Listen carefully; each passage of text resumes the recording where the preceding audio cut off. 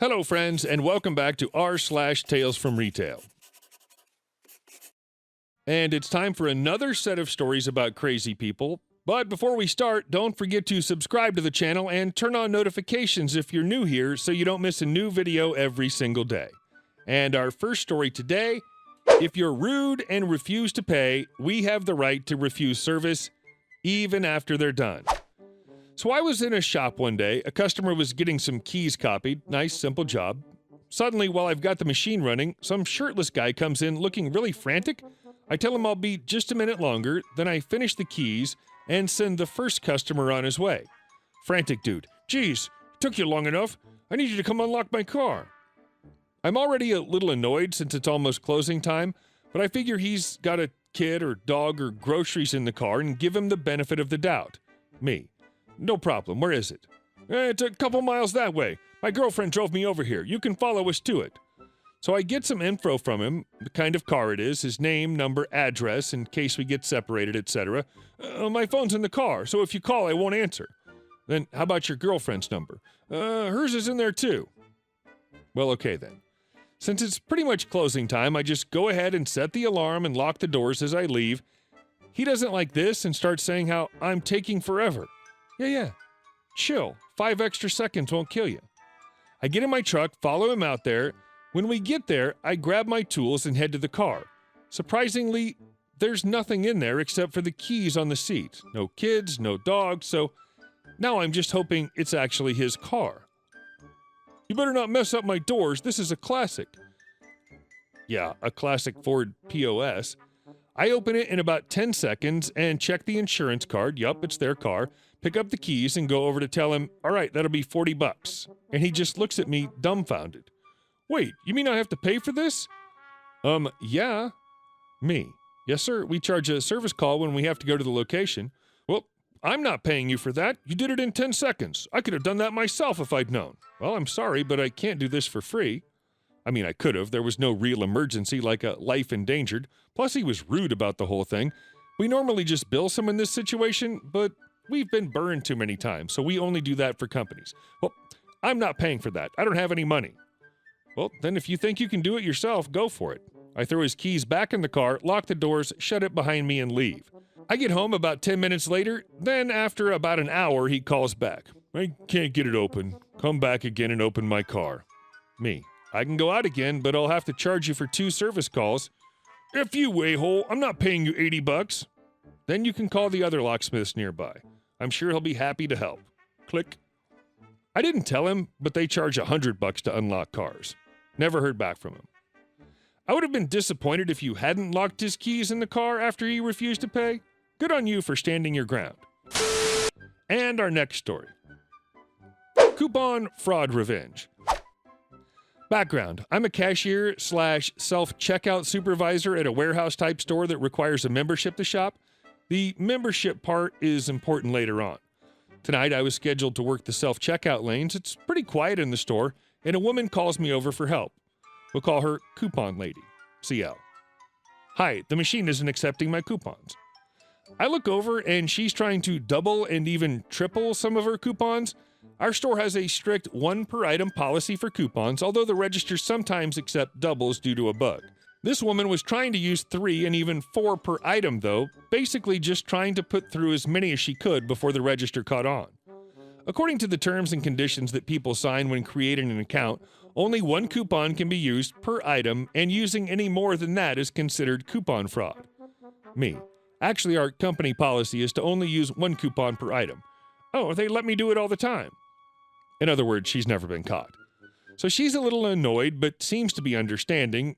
Because it's only me and 1 other person in charge of 7 self-checkout registers, I walk away to help another customer, thinking that's the end of it. A few minutes later, I walk by again and notice a few more doubled coupons on the screen, added after I left. I also see her try to use some of the coupons that I had specifically set aside and told her could not be used. The register accepts some of them due to the bug that I mentioned earlier, but at this point I've already told her that what she's trying to do is against company policy and she's ignoring me. I know she won't listen to me though. I go over to my supervisor who has no tolerance for people like this. Me. Hey, there are some people at self-checkout that are trying to double and triple coupons. They already ignored me when I tried to confront them about it. Manager, okay, so next time they need help, when a coupon doesn't go through, the machine prompts for a manager to come over and override if necessary. I'll go over instead of you and take care of it. Within a minute, the light for manager assistant starts blinking. She goes over, and what happens next is probably my favorite story from my year and a half in the store. The manager spends almost 10 minutes going through the transaction, voiding every last duplicate coupon. This includes opening the coupon drawer and pulling out every extra until the woman was left with no more than one coupon per item. She probably removed over 20 fraudulent coupons by the time she was done.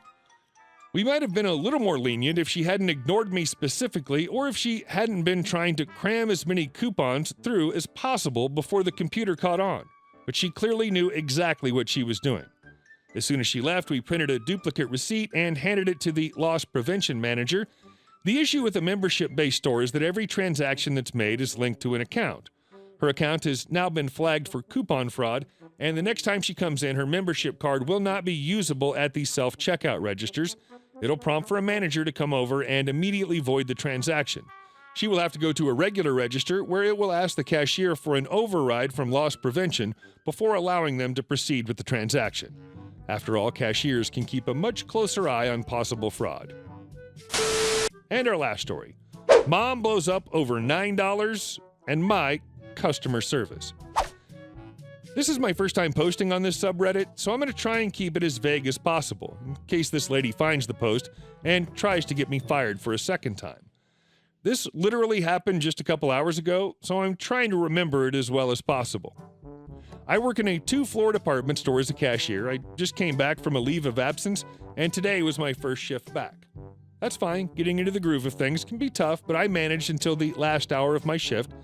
Since I just came back, I'm no longer used to my customer service persona, as I assume most people who work in retail have one, so I stumble a bit, but get the gist of it. Which is fine if I'm not completely in it though. I'm a pretty polite person anyway, and most of the guests that come through my checkout are nice and we get along.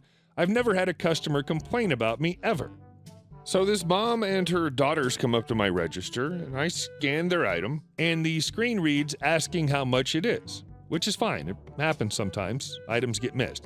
I asked the woman if she remembered the price, and this is a customary question because if she remembered, then I wouldn't need to do anything else. She says, "Why would I know the price?" Sorry, I'm poor and have to look at the prices of things and remember them. We live in different worlds, Karen. Before I can even do anything, she's asking her daughter to get another one, and I'm like, okay, cool, that's fine. Some guests prefer to just get another one of their items if this happens instead of asking a team member, since they know exactly where it is and it won't take long. Also, this item is in the area right next to the registers. I turn back to the mom, and she remarks, "Great customer service." And I stop, and in my head I'm like, what? You just asked your daughter to go. This is when I started getting confused, as I wasn't sure why they were being rude, because what was happening was normal. At this point, it's obvious if I say now that I could ask someone else who has one of the devices that may be able to look up the price, she would freak out and say I sent her on a wild goose chase when the area is right there and she was already on her way. Her and her other daughter go on and on about the customer service, and I am appalled. I would never in my life say things like that about a person I'm standing right in front of. I'm also still so confused about why she's getting angry so quickly, and especially over one cheap item. I think looking back at it now, I was so confused because originally she behaved so calmly while making vague, mean statements, so I didn't know she would blow up. In my confused state, I made a mistake because I thought she was chill and brings up the devices, and she goes off, saying that, "So you could have asked someone over there to look up the price instead of sending my daughter across the store?" First of all, that's not what happened. You sent your daughter to get another item, and this is a thing that happens a lot. Second of all, you sent your daughter before I could even bring up other options, so I thought you'd be okay with it. Third of all, the section she was going to is right near us, not even close to being across the store. The other daughter comes back, and the item rings up as $9. Mom takes the original item from me as I'm about to bag it and says, "I'm going to go talk to someone and see what the manager thinks." She then said my name with such a hard pronunciation as you can imagine. Before she leaves, I try to get her to stop so we can all calm down because obviously this was a miscommunication, though I'm wondering if she just didn't like me from the get-go. I'm a woman with a buzz cut, and these three women were very obviously on the higher end of things and dress very feminine, and someone earlier in the day had made a comment that left me uneasy, so that's what made me think about it. I start by saying, wait, hold on, and I put up my hands and she shushes me. At this point, I'm shaking. Not because they're gonna go to the manager, but because I don't like confrontation. I know this mom thinks I'm the root of all evil now, but I'm not confrontational and I'm a pretty polite person, though I have a resting bee face. What's even worse while this situation is happening is that her daughters are agreeing with her that my customer service is bad, and are also saying it right in front of me. So then I watch the mom from afar, rant to my supervisor. I'm still shaking as I check out other guests, and another guest complains about the woman screaming about the register, and I explain to her what happened, and she rolls her eyes and says, "She needs to chill. You're cute, hun." Later, my supervisor comes up and says it's not a big deal what happened because she could tell that she looked crazy. I was nowhere near being reprimanded or fired like this lady so obviously wanted because no one has ever complained about me. I can't imagine being such a rude person that you try to get someone to lose their job and income because your daughter walked somewhere for a $9 item. So, if she comes in another time, I will literally put on my biggest smile so she knows I'm still here and one of the better employees.